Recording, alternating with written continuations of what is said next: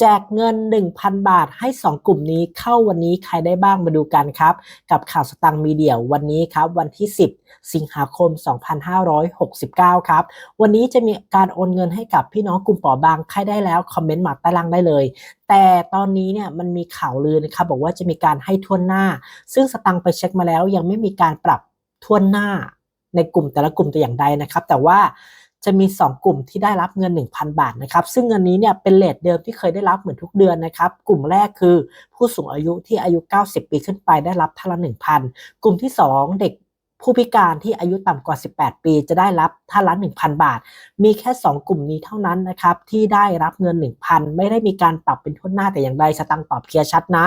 หากใครที่ได้เงินแล้วคอมเมนต์มาว่าได้แล้วนะครับได้กี่บาทก็แชร์กันด้วยว่าสตังค์พูดจริงนะยังไม่มีใครได้ปรับเพิ่มนะหากใครมีคำถามอะไรเพิ่มเติมนะครับสามารถคอมเมนต์มาถามใต้ล่างได้กดติดตาม Facebook Page และ TikTok ข่าวสตังค์มีเดียด้วยอย่าลืมกดติดตาม YouTube และกดกระดิ่ง YouTube ช่องสตังค์มีเดียด้วยนะครับเจอกันในข่าวหน้าครับ